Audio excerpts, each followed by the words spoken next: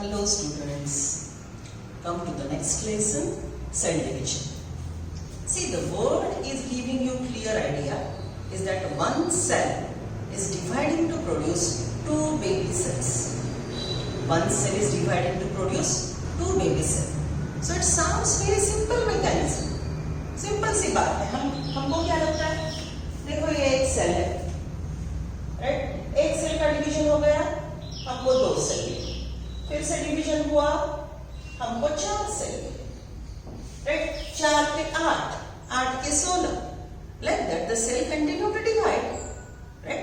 और ये cell division से एक सेल से जायंट ऑर्गेनिज्म बनता है. It sounds simple. Okay, just imagine, or you might have observed sonography. Sonography आपने देखी होगी.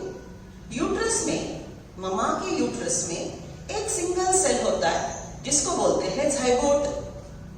इसको बोलते हैं जाइगोट. वो जाइगोट का डिवीजन हुआ. जस्ट इमेजिन ये जाइगोट है. 1 के 2, 2 के 4, 4 के 8, राइट? हजारों सेल बनते गए. वो हजारों सेल जो बने, वो सेल ने अलग अलग काम करना शुरू किया, राइट? सेल में बदलाव आना शुरू हुआ. उसको हम बोलेंगे डिफरेंशिएशन. आउटर सेल स्किन बने, अंदर के सेल बोन बने, कुछ सेल ब्लड सेल्स बने, कुछ मसल बने, कुछ नर्व बने, राइट? और ये एक सिंगल सेल से हमको सेल डिवीजन के बाद, डिफरेंशिएशन के बाद, अलग अलग ऑर्गन बनने के बाद हमको एक ऑर्गन सिस्टम से बना हुआ मल्टीसेलुलर जायंट ऑर्गेनिज्म मिला. ये मल्टीसेलुलर जायंट ऑर्गेनिज्म हमको कैसे मिला? ये सेल डिवीजन की प्रोसेस से ही मिला. सो सेल डिवीजन साउंड सिंपल. एक सेल से दो सेल बने. But is it really simple? No. Cell prepares a lot. Cell prepare huge amount of n number of things. Cell को हजारों काम करने हैं, पूरी तैयारी करनी है, और पूरी तैयारी करने के बाद exact equal amount of genetic material बांट के,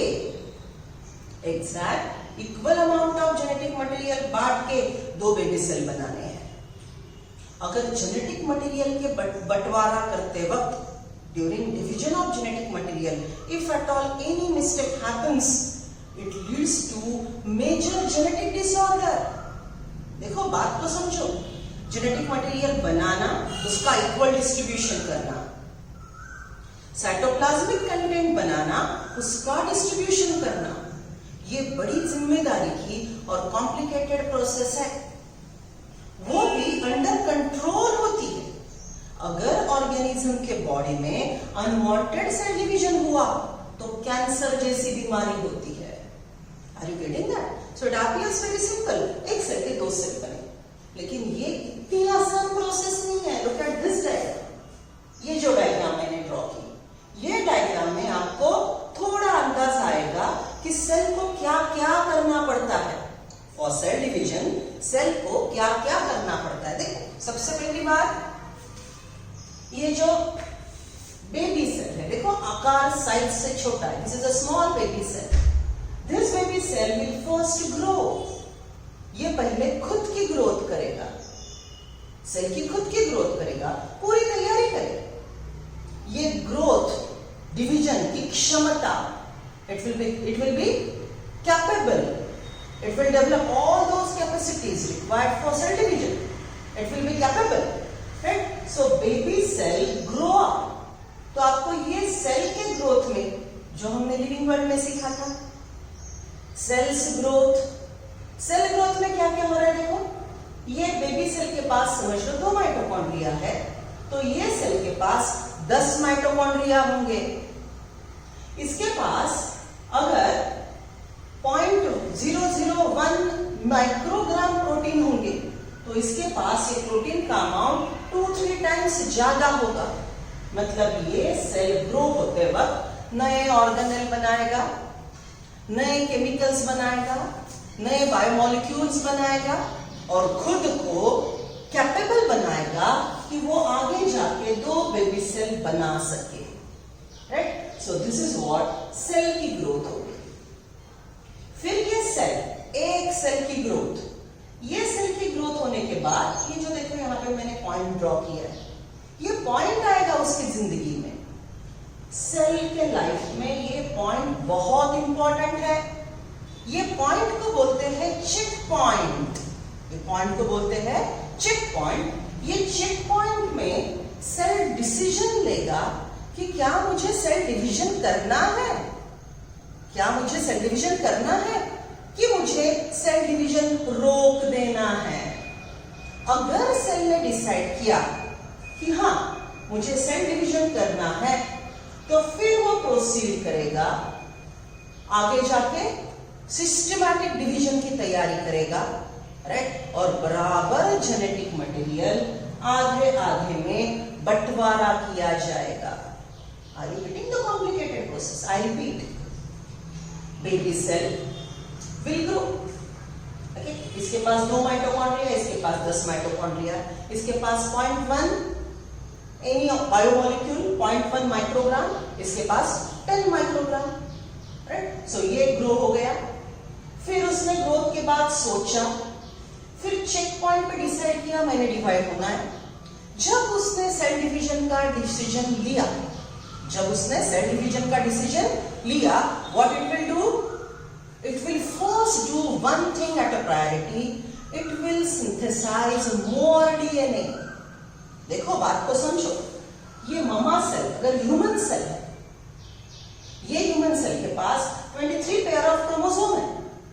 इसने डिसाइड किया कि हाँ मुझे 2 बेबी सेल बनाने हैं, तो उसको फिर 23 पेयर ऑफ क्रोमोसोम बनाने पड़ेंगे, राइट। ओके, सो ये 23 पेयर ऑफ क्रोमोसोम और बनाएगा, और क्लोरोप्लास्ट बनाएगा, और माइटोकॉन्ड्रिया बनाएगा, और बायोमोलिक्यूल्स बनाएगा, और सबको डिस्ट्रीब्यूट करेगा। मेनली जेनेटिक मटेरियल डीएनए को राइट इक्वली डिस्ट्रीब्यूट करेगा। ये सेल में भी 23 पेयर ऑफ क्रोमोसोम जाएंगे, और ये सेल में भी 23 पेयर ऑफ क्रोमोसोम जाएंगे। And these 2 baby cells are called sister cells, which are genetically exactly similar. These 2 cells are called sister cell, which are genetically exactly similar, right? So draw this diagram.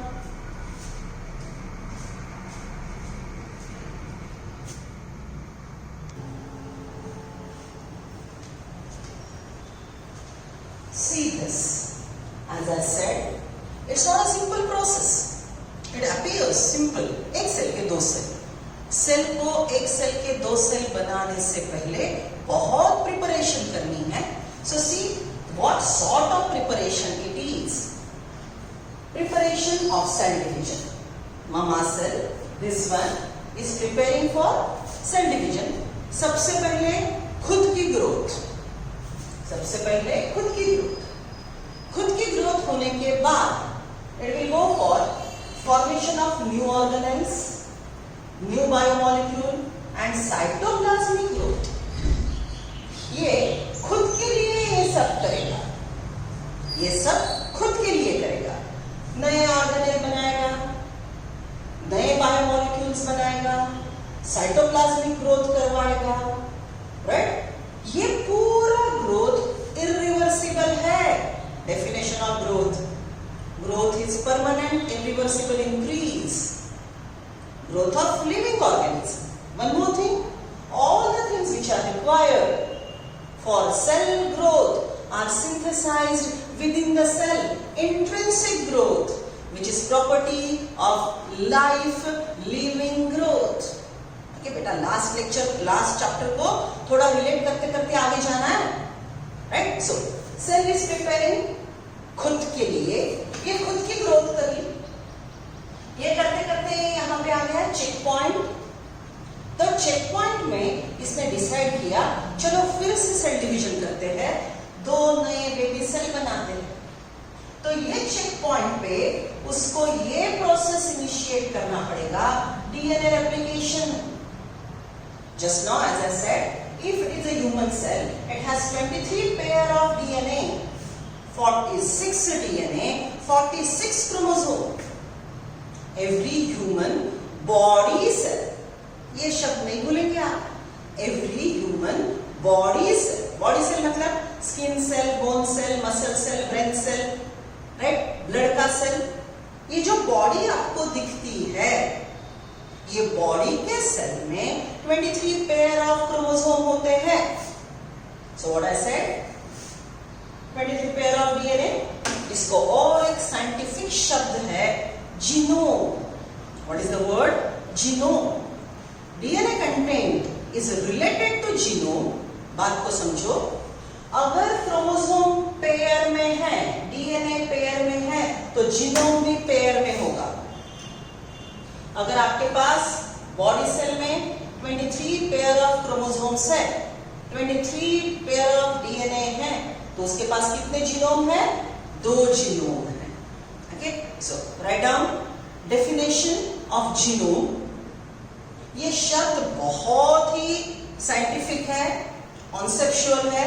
बहुत teacher इसको सिखाते ही नहीं. They just say DNA content of a cell is genome. No, total wrong information. ये concept पे आगे जाके बहुत कैलकुलेशन करने हैं. सो राइट नाउ आप इतना ध्यान में रखेंगे. General body cell has paired chromosome, that is pair of genome. अगर पेयर में क्रोमोसोम है तो जीनोम पेयर में है, बराबर. So DNA content is broadly genome of the cell. So human cell में 23 पेयर्स ऑफ क्रोमोसोम, तो 2 जीनोम हर body cell में रहेंगे. Skin, bone, right, all body cells have 23 pair of chromosome, 2 genomes, right. अब देखो, cell ने decide कर लिया मुझे डिवाइड होना है, तो सबसे कॉम्प्लिकेटेड काम है डीएनए रेप्लिकेशन. याद करो, मैंने बोला था DNA is book of life. उसमें हर चीज लिखी है आपकी लाइफ के बारे में. जीन्स है उस पे, ये ऑर्गेनिज्म का ब्लड ग्रुप क्या है, स्किन कलर क्या है, हेयर कलर क्या है, ओके, कर्ली हेयर है, स्ट्रेट हेयर है, राइट. इसको कौन सा जेनेटिक डिसऑर्डर है, कलर ब्लाइंडनेस है क्या, हीमोफीलिया है क्या, ये पूरी इंफॉर्मेशन आपके डीएनए पे लिखी है. वो डीएनए खुद का जेरोक्स करवाएगा. वो डीएनए खुद का जेरोक्स करवाएगा. जेरोक्स में कोई गलती अलाउड नहीं है. It has to produce exact copy, that is replica. That's why the word is replication. So DNA will go for exact copy, Xerox बनाएगा वो, right? So mother cell has 23 pair of chromosome. It will produce more 23 pair, right? So जब cell division की decision लेगा, that time it will go for DNA replication. So this is total preparation of cell division, which is really crucial, time consuming and a long complicated process. I repeat, preparation of cell division is really complicated, time consuming, right, and a long phase, complicated process. After this preparation, the cell will go for actual division. ये पूरा preparation हो गया. Cell के अंदर ये पूरा material ठूस के बनाया. इंट्रिंसिक ग्रोथ हो गई, इंट्रिंसिक ग्रोथ हो गई. अब इसके बाद क्या होगा? Exact cell division, right. ये जो 23 पेयर क्रोमोसोम के बने थे, राइट, वो एक सेल में 23 पेयर जाएंगे, दूसरे सेल में 23 पेयर ऑफ क्रोमोसोम जाएंगे. और ये बंटवारा बड़ा सिस्टमैटिक होता है. Why? There should not be a single mistake. So this is a very complicated and very regulated process. Cell division is under control of genes. Get it? आपका cell कब divide होना है, कब डिवीजन रुकना है, ये भी जीन्स के कंट्रोल में होता है, राइट. आप वुंडेड हो, नए सेल बनेंगे कब तक? जब तक वुंड हिल ना हो जाए. Once the wound is completely healed, Once the wound is completely healed, again the cell division rate will stop. So it is under control, right? So this really important complicated process is involving stepwise classification, and we classify these steps, right? We classify these steps in particular sequence. So let us go for this total process along with the scientific names. Okay, ये जो मैंने अभी तक पूरा समझाया ये simple, okay, layman's language के भाषा में, सिंपल भाषा में मैंने समझा दिया। अब कौन से फेज में कौन सा प्रोसेस होता है, वो फेज का साइंटिफिक नाम क्या है, उसका अर्थ क्या है, ये पूरा डिटेल अब हम सीखेंगे। Right, please copy down the things.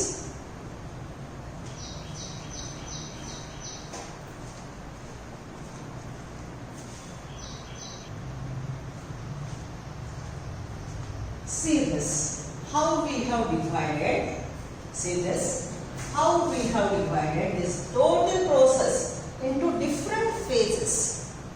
अब ये साइंटिफिक शब्द है, थोड़े आपको दिक्कत दे सकते हैं, लेकिन एक मिनट आप पढ़ो नहीं, मेरे साथ काम करो सब लोग। सी, अगर सिंपल भाषा में बोला जाए, सिंपल भाषा में बोला जाए तो मैं क्या बोलूंगी, इसको newborn baby cell, infant, human life cycle की अगर बात करते हैं तो कौन से शब्द यूज करते हैं हम?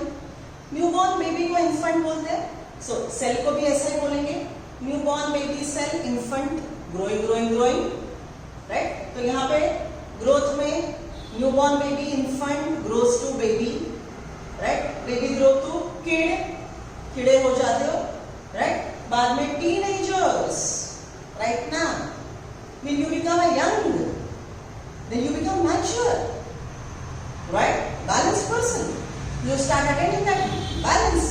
So ये phases कैसे बोल रही हूँ मैं? Infant, baby, kid, teenager, mature.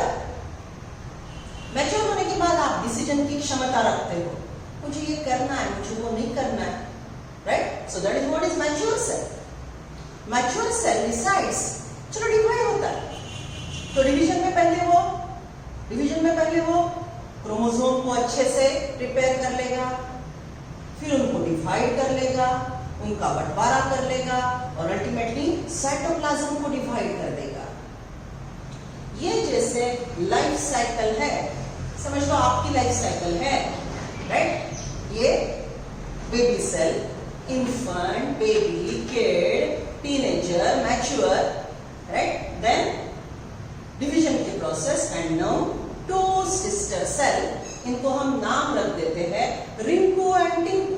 क्या नाम रखेंगे? Rinku and Tinku, sister cells, genetically exactly similar, बराबर। सो ये रिंकू की मामा सेल थी, रिंकू की मामा सेल खुद का ग्रोथ करवा के, राइट, डिवाइड होके रिंकू टिंकू को बना के खुद को डिवाइड करके उसका लाइफ साइकिल एंड कर गई। So isn't it life cycle of Rinku Tinku's mother cell. इसके बाद लाइफ साइकिल शुरू होगा रिंकू का, लाइफ साइकिल शुरू होगा टिंकू का।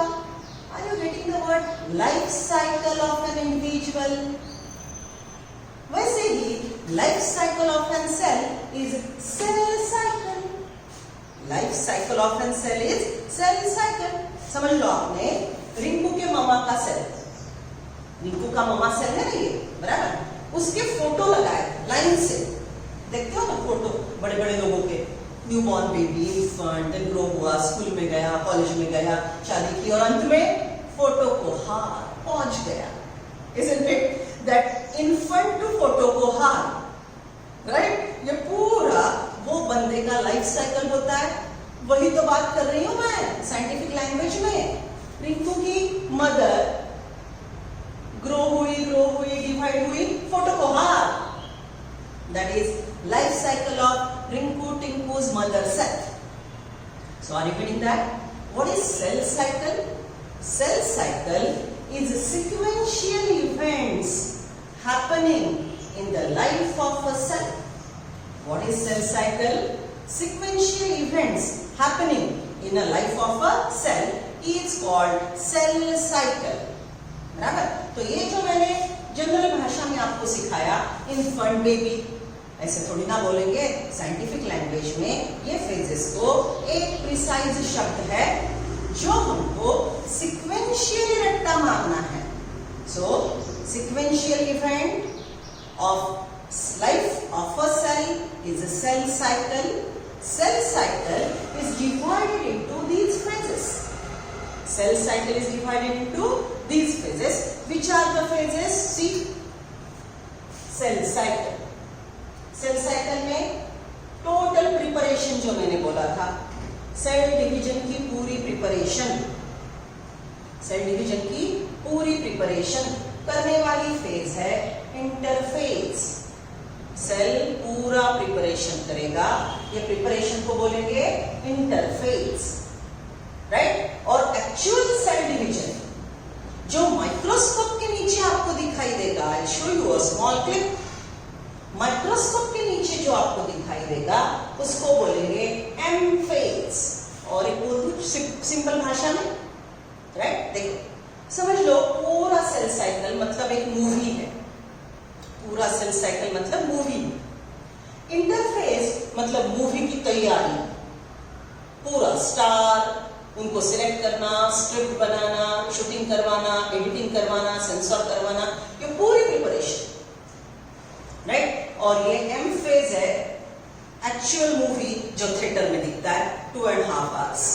देखो movie, cell cycle is a movie, उसका preparation interphase.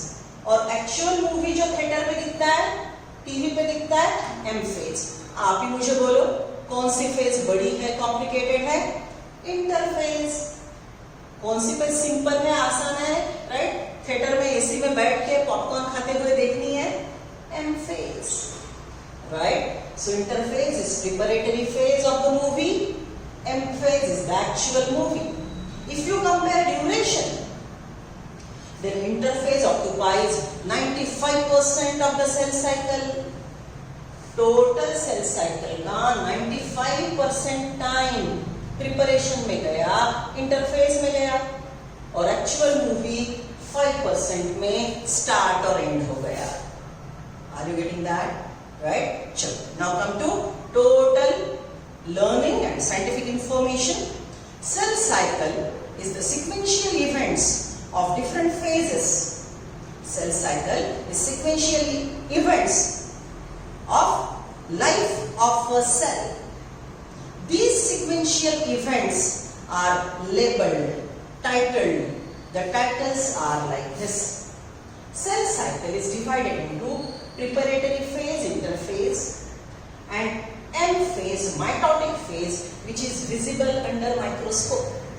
M phase is not visible under microscope. Cell appear resting. आपको दिखता कुछ नहीं है, so लगता है सेल रेस्ट कर रहा है, but actually cell is metabolically very active. In interphase, the cell is preparing. Interphase में सेल खुद की ग्रोथ कर रहा है, सेल डिवीजन की प्रिपरेशन कर रहा है. So it is metabolically very active. Scientifically it is divided into, interphase is divided into G1S G2. It is divided into G1S G2. First gap phase G1. First gap phase G1.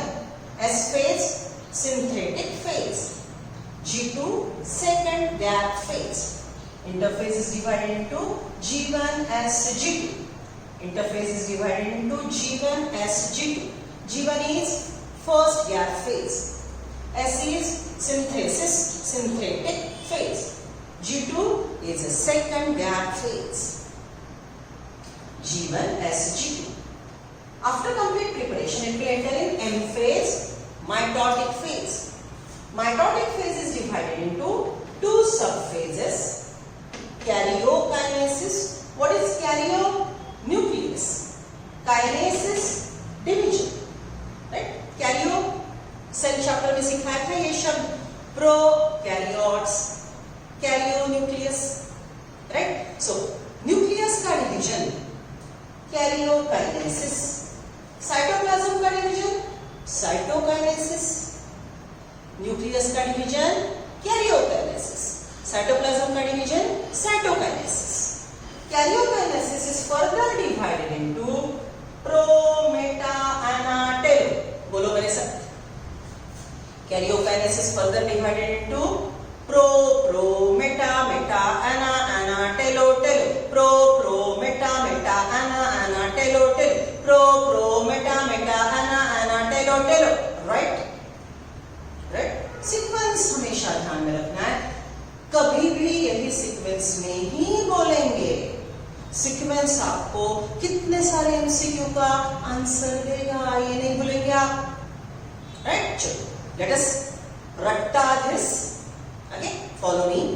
Cell cycle, sequential events of all the phases occurring in life of cell. Cell cycle is divided into interphase, M phase. Interphase is preparatory phase. Cell appear silent. Preparatory phase, resting phase. But cell is metabolically very active. Interphase is divided into G1, first gap phase. S phase, synthesis phase. G2, second gap phase. M phase, mitotic phase. Divided into karyokinesis, division of nucleus. Cytokinesis, division of cytoplasm. Karyokinesis is further divided into pro, meta, ana, telo. Pro, meta, ana, telo. Pro, meta, ana, telo.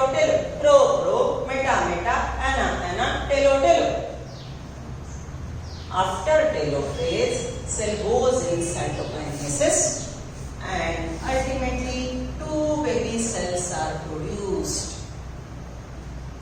Right? Take 2 minutes. Write down MAGA. Learn it. Learn करने के बाद याद है मैंने photographic memory की बात की थी on the ma'am's study tips. अच्छे से लिख लो. ओके, आंखें भर के देख लो. Right? Try to get everything. Then close your eyes. Recollect the chart. Photographic memory जैसा आंखों के सामने आना चाहिए. Take 2 minutes. Write it down.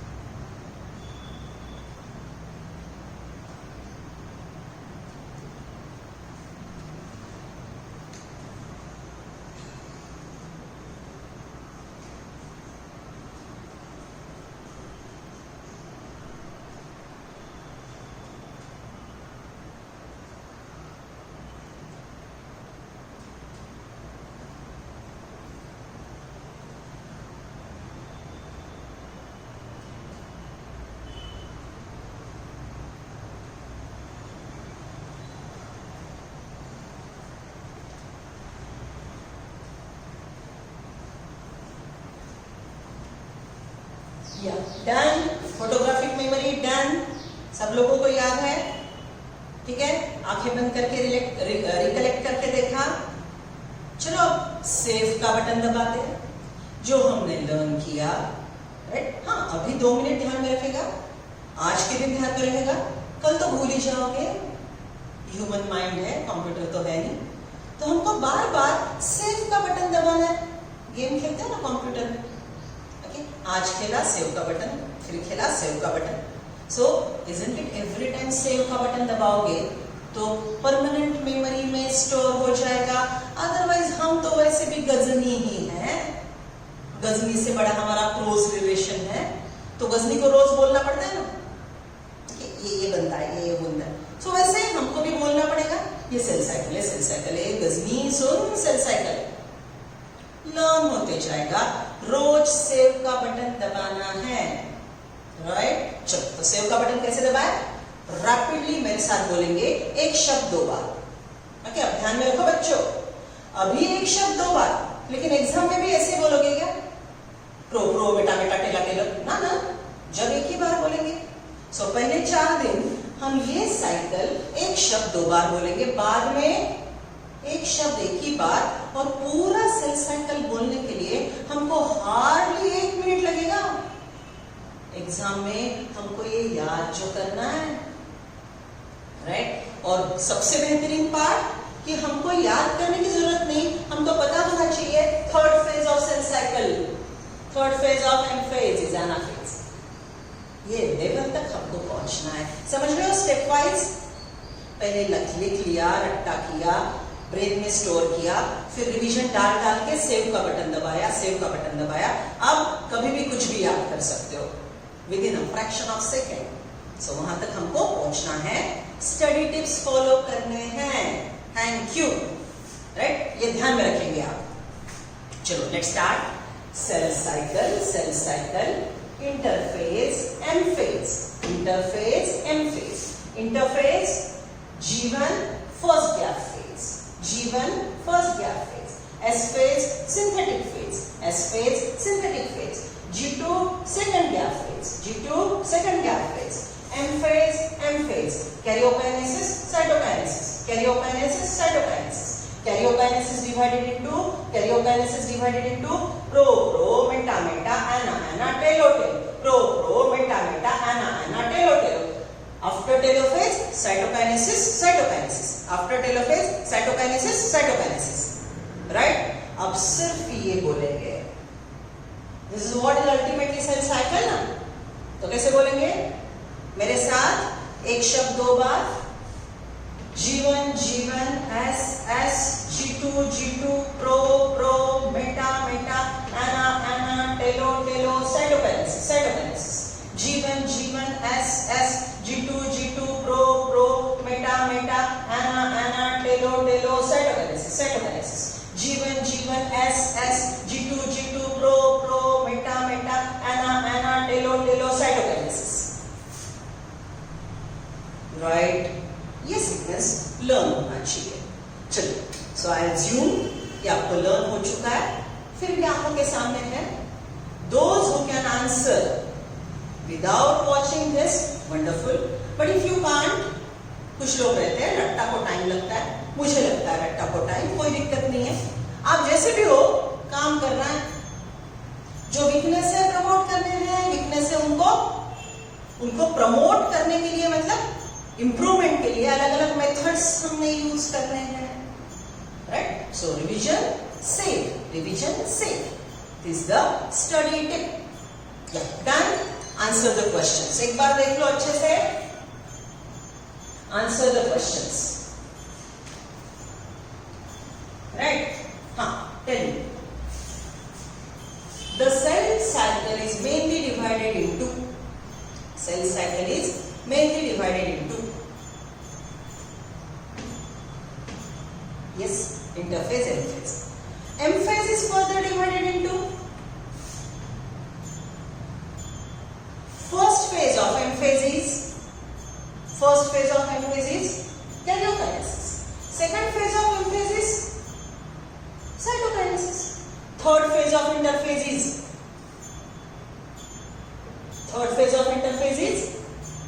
second phase of M-phase is. Second phase of karyokinesis is. Last phase of karyokinesis is. What comes after anaphase? What comes after anaphase? What comes after telophase? What comes before prophase? What comes before prophase. Which phase lies between prophase and anaphase? Which phase lies between prophase and anaphase? Which is the last phase of cell cycle? Isn't it question के answer? अब अंग्रेजी है. Now यही information English वाले कैसे घुमाते हैं, fun में इंग्लिश में, right? Prophase is followed by metaphase. Prophase follows G2 phase. Active voice, passive voice, बच्चों याद आ रहा है? Prophase is followed by metaphase. Prophase follows G2. G2 is preceded by S. G2 is preceded by S.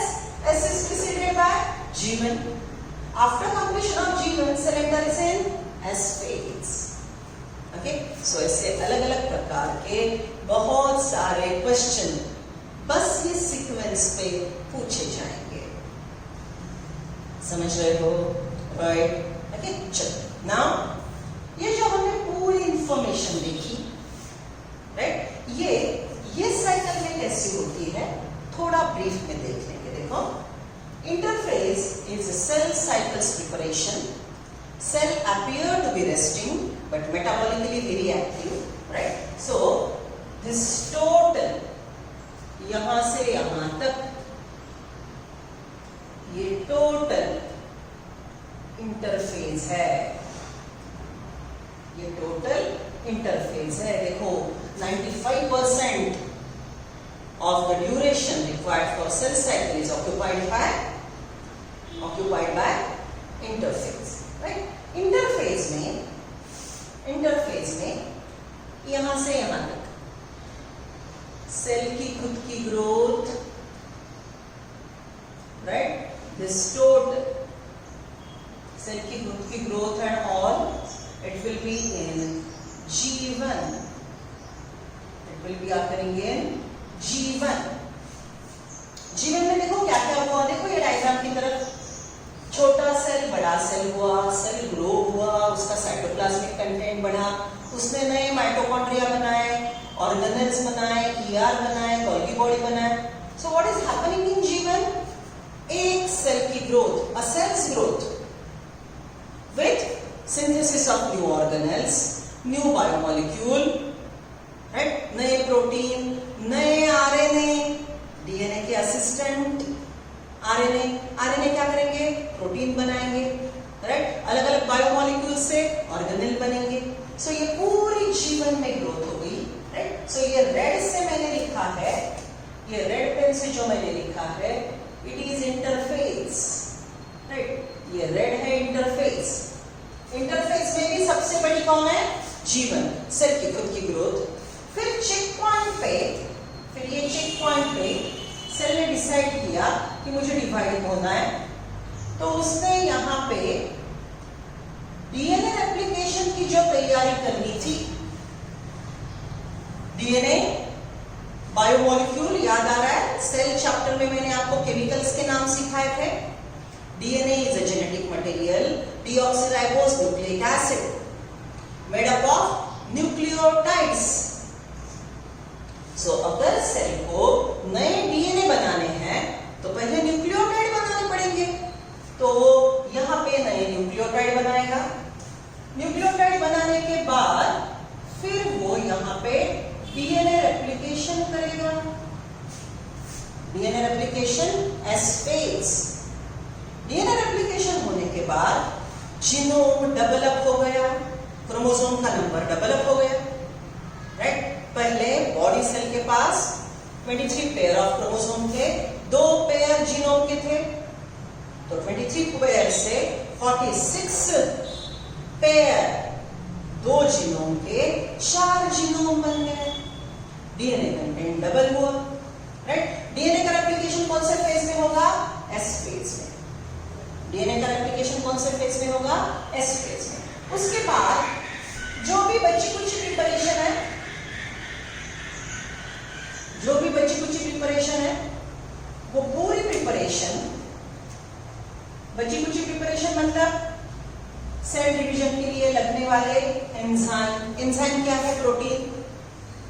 Cell division के लिए लगने वाले enzyme वो क्या है? प्रोटीन। वो प्रोटीन बनेंगे। प्रोटीन बनाने के लिए आरएनए बनेंगे। आरएनए बनाने के लिए डीएनए हेल्प करेगा। देखो, सेल जब जिंदा है, whenever the cell is alive, the DNA is working. DNA is working in what? याद करो, मैंने प्रोटीन सिंथेसिस का ब्रीफ आपको सिखाया था। अभी भी चाहिए तो चैप्टर सेल का लेक्चर नंबर 4 और 5 सुन, जिसमें मैंने जीन का, डीएनए का काम समझाया था आपको। डीएनए काम करता है, मतलब क्या करता है? डीएनए आरएनए बनाता है, आरएनए प्रोटीन बनाता है, राइट? सो जीवन में भी सेल जिंदा है, डीएनए आरएनए बना रहा है, आरएनए प्रोटीन बना रहा है। जीटू में भी सेल जिंदा है, सेल अलग अलग काम कर रहा है। ओके, जीटू में भी सेल जिंदा है, सेल अलग अलग काम कर रहा है। काम कर रहा है मतलब क्या कर रहा है? डीएनए आरएनए बना रहा है, आरएनए प्रोटीन बना रहा है। सो आप ये फेजेस में डीएनए का आरएनए बनाना और आरएनए का प्रोटीन बनाना, ये ऑनगोइंग प्रोसेस है। It is continuously happening, right? एक दो एक्सेप्शन है, बाद में बोलती हूँ, राइट? सो जीवन, cell's growth, new organelle, new biomolecules are synthesised. Once the checkpoint is crossed, for DNA synthesis, the cell will prepare new nucleotides. Then in S phase, DNA replication, DNA content double up, genome double हो जाएगा, और ये बाद में आएगा G2. G2 में बच्ची कुछ प्रिपरेशन हो जाएगी, न्यू एंजाइम्स, पूरे प्रोसेस को एटीपी लगेंगे, पैसा लगेगा, राइट? एटीपी बनाएगा, सेल फूड ब्रेक डाउन करके फूड में से एटीपी बनाएगा। अब सेल की पूरी तैयारी हो चुकी, मूवी की पूरी शूटिंग हो चुकी, एडिटिंग हो चुका, सेंसर होगा, अब माइक्रोस्कोप के नीचे रियल मूवी देखना शुरू। So this is what is real movie M phase. This is what is real movie M phase. तो M phase will be divided into karyokinesis, cytokinesis. यहां से यहां तक चलेगा karyokinesis, और यहां से यहां तक चलेगा cytokinesis. Karyokinesis is further divided into pro, meta, ana, telo, और अंत में होगा cytokinesis. समझ रहे हो, राइट? चलो, come to diagram number 10.1, NCERT का डायग्राम नंबर 10.1। मैंने जो ये स्ट्रेट सेल साइकिल ड्रॉ की है, जिसके सब फेजेस मैंने टेबल फॉर्म में आपसे लिखवा के रट्टा मार लिया है, उसी को एनसीईआरटी वालों ने सर्कुलर डायग्राम ड्रॉ किया। देखो, बेबी सेल, रिंकू की मदर, ग्रो हुई रिंकू टिंकू, फिर से रिंकू ने अगर डिवीजन सोचा तो ये कंटिन्यू करेगी ना process, that's why they have drawn a circle, right? चलो, लुक एट दैट डायग्राम 10.1. सी, जीवन सबसे बड़ी फेज दिखाई देगी आपको, बाद में आने वाला है एस फेज, डीएनए रेप्लिकेशन हो गया, फिर होगा G2 फेज, राइट? G2 के बाद देखो वो ग्रे कलर का, डार्क कलर का एम फेज लिखा है। एम फेज को फिर से डिफाइन किया है, pro, meta, ana, telo, ultimately cytokinesis, right? और फिर से हमको मिला baby cell, right? Till now we didn't speak anything about G0 phase, so hold on. G0 next lecture में सीखते हैं, ओके? चलो, come to reading of NCERT. Come to page number 162. Everyone working with me? As you are aware that all organisms, even the largest, start their life cycle from a single cell. Every organism start their life cycle from a single cell, जिसको हम बोलते हैं zygote, right? Generally, we are talking about sexually reproducing organism. Okay, we start our life cycle from zygote single cell.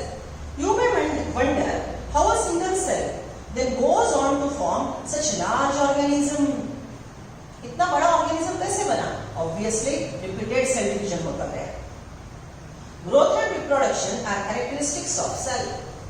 Okay, खुद की growth करवाना, खुद का cell division करके नए सेल बनाना, ये सेल की प्रॉपर्टी है. Indeed, of all living organism, यही बात हर लिविंग ऑर्गेनिज्म करता है, खुद की ग्रोथ और reproduction. All cells reproduce by dividing into two, which with each parental cell giving rise to two daughter cell. One mother cell gives rise to two daughter cell. This type of cell division is mitosis.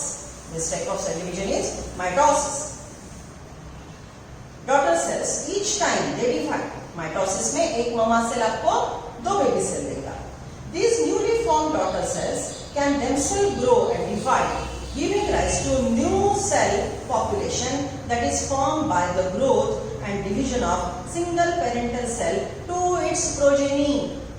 Progeny is next generation.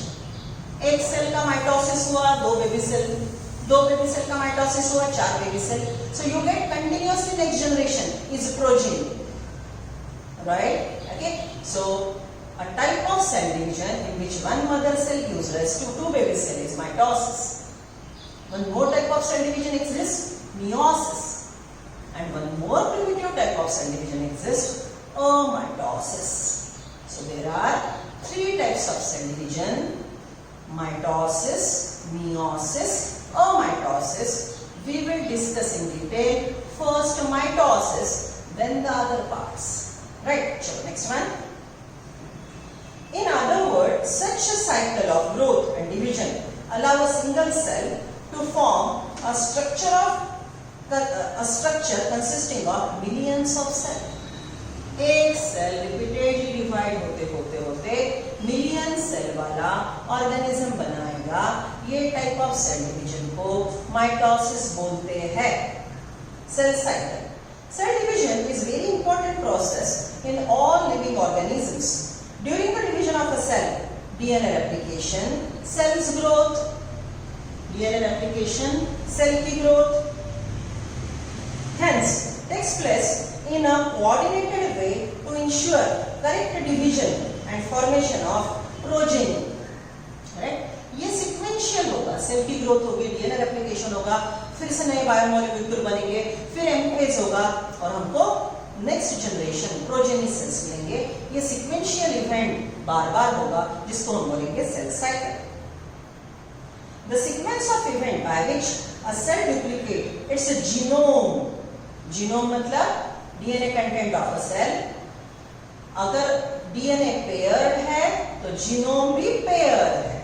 Right? So 23 pair of chromosome equal to 2 genomes for human cell.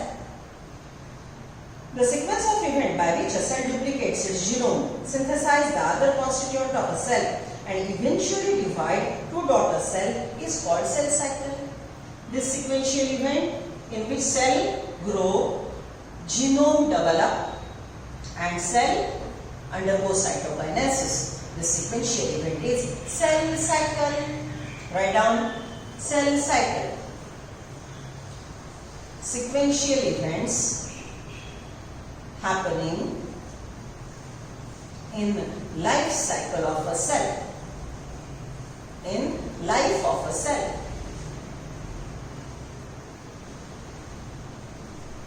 Although cell grow in terms of cytoplasmic increase, देखो एक cell का cytoplasmic increase हुआ, so this is not cell division. This is one cell's growth, right? So, although cell growth in terms of cytoplasmic content is continuous process. ये cell एक बार ये size attend कर लेता है और इसके अंदर मेटाबॉलिक रिएक्शन चलते रहते हैं. So it is ongoing process. Her bar size बढ़ना जरूरी नहीं है.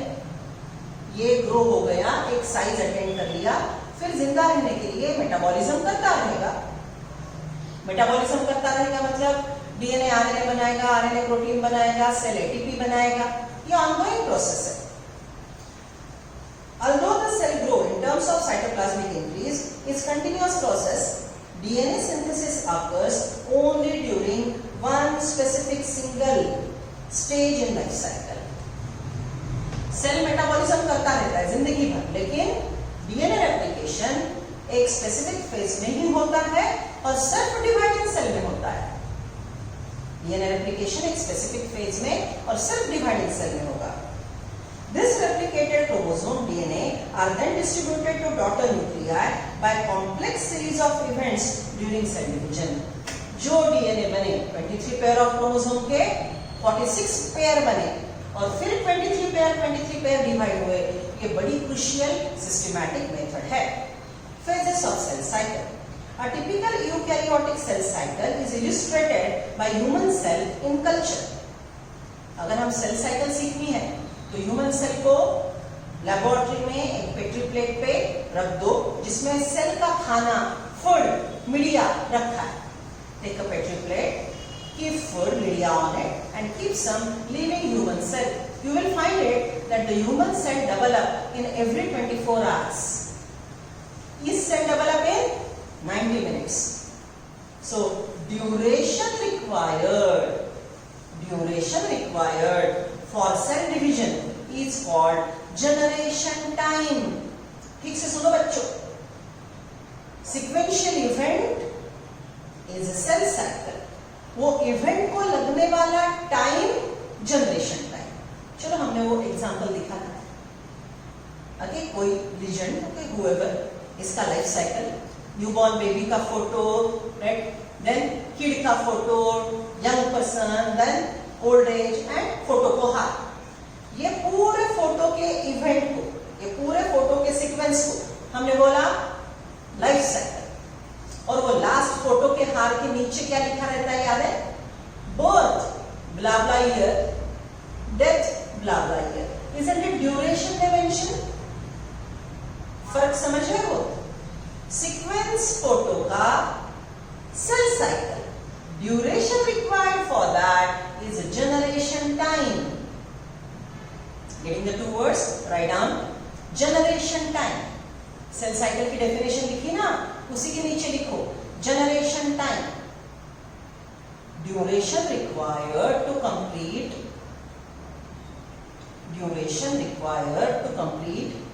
one cell cycle is called generation time. It's called generation time.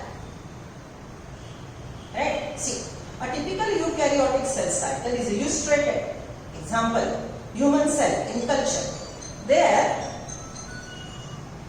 these cells divide once in approximately every 24 hours. However, this duration of cell cycle can vary from organism to organism and also from cell type to cell type. ये duration time, right? ये अलग-अलग cell में अलग-अलग रहेगा। ये phases अलग-अलग cell में थोड़े-थोड़े अलग-अलग होते हैं। हम सब सेल में जो commonly found किया जाता है, what we are discussing is a common area occurring in eukaryotic cells division. Okay, then yeast for example can progress through cell cycle in only about 90 minutes. एक yeast के दो yeast सिर्फ 90 minutes में होंगे. The cell cycle is divided into two basic phases, interphase and M phase, and look at the diagram 10.1. Right? So this is total introductory part. एक बार चलो मेरे साथ rapid fire रट्टा. Everyone ready? आज दिन भर ये गाना बोलते जाओगे. Ready? चलो. Cell cycle, interphase, M phase, interphase, M phase, interphase G1S G2, interphase G1S G2, M phase karyokinesis, cytokinesis, M phase karyokinesis, cytokinesis. Karyokinesis is divided into pro, meta, ana, telo. Karyokinesis is divided into pro, meta, ana, telo. Rapid fire अंत में कैसे बोला था? G1 S G2 pro meta ana telo cytokinesis. G1 S G2 pro meta ana telo cytokinesis. दिन भर सुनाते जाओ, बोलते जाओ. Right? It's very interesting lesson. Will continue. Have a nice day.